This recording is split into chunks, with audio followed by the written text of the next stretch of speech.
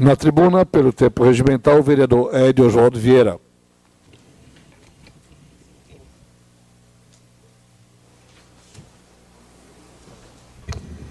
Senhor presidente, senhoras vereadoras, senhores vereadores, munícipes que nos assistem aqui e através da TV Câmara.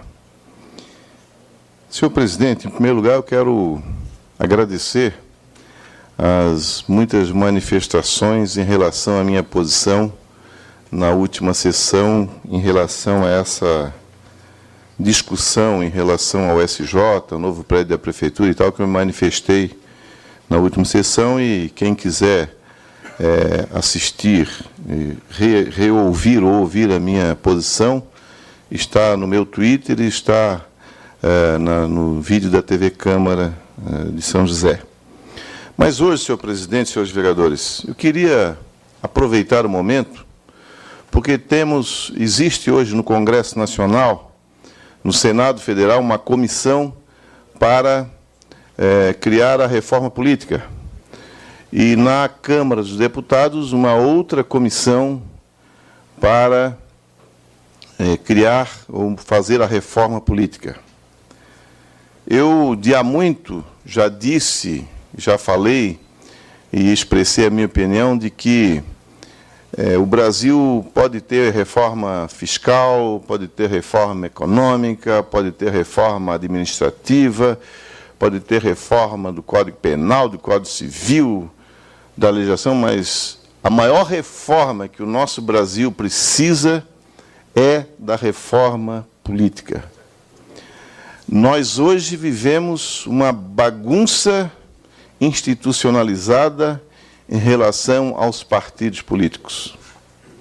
Hoje, quando aqui nesse plenário nós assistimos o vereador do mesmo partido, muitas vezes criticando o colega do mesmo partido, o sinal é de que os partidos não estão adequados a manter os seus candidatos, os seus eleitos. Para quem não sabe, o mandato do político é do partido. Haja vista que nas últimas eleições ninguém mudou de partido e ninguém está mudando de partido, porque se mudar, perde o mandato. Só que nessa questão tem uma situação muito complexa. Ainda há pouco, o vereador Antônio Batiste, apresentando 3 emendas ao Código de Ética, e eu quero dizer que eu votei contra, porque já me manifestei nessa casa, que nós não estamos preparados para discutir ainda a ética no Legislativo, e eu me incluí nessa questão, entendi e votei contra por isso, mas foram pertinentes, e o vereador Batiste coloca um artigo da lei orgânica que diz que o vereador é inviolável no seu voto e na sua opinião. E, no entanto, o mandato do vereador é do partido. Logo, entende-se que se o partido tomar uma posição lá fora e mandar determinar que os vereadores votem dessa ou daquela maneira, vai de encontro, ou seja, contraria o que diz a norma constitucional e a lei orgânica, em que o vereador é dono do seu voto, é dono da sua opinião, mas, no outro lado, diz que o mandato é do partido e ele tem que votar igual ao partido. Vocês entenderam por que tem que ter uma reforma política? Mas há que se entender também que chegamos nessa situação porque, ao longo do tempo, se perpetuaram oligarquias, grupos mandatários se perpetuaram no poder e começaram a manipular os candidatos, criando novos partidos, tem novos partidos vindo por aí, inclusive. Né? É bom que se diga que a direita brasileira, há mais quase 16 anos fora do poder, está se articulando para achar um partido mais lá, mais cá, para poder voltar às cercanias do poder, né? Às cercanias do poder. Então, está acontecendo no Brasil. Mas o mais grave de tudo isso é que o Senado Federal faz uma comissão e a Câmara dos Deputados faz outra comissão. Nós não vamos imaginar de que os nossos deputados, com todo o respeito, há muitos que têm o desejo de se manifestar favorável a uma reforma política, mas não vamos acreditar que eles vão chegar a uma conclusão. Quem é que vai fazer uma regra contra si, contra o seu interesse?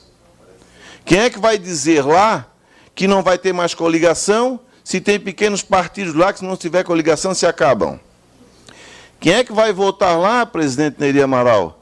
Dizendo que quem não fizer 5% do voto perde o mandato. Ele vai perder o mandato. E quero aqui falar duas verdades absolutas, que eu acredito. Primeiro, razão tinha e tem o ex-presidente Lula, que propôs uma constituinte paralela. Nós deveríamos, vereador Moacir e vereador Sanderson e vereadora Aline, nós deveríamos eleger um Congresso Nacional exclusivo que ficaria paralelo ao que está hoje lá, durante um ano, discutindo a reforma política.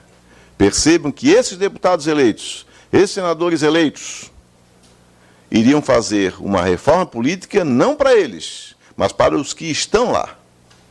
Quero aqui dizer que quando o presidente Lula, hoje ex-presidente Lula, fez essa colocação, o Congresso Nacional, na sua grande maioria, criticaram o presidente. Mas grandes cientistas políticos, aqueles poucos no Brasil que ainda param para pensar e que estudam o comportamento social da população e da classe política, deram razão ao presidente Lula. Só uma constituinte paralela para fazer aquilo que é mais importante para o Brasil, a reforma política.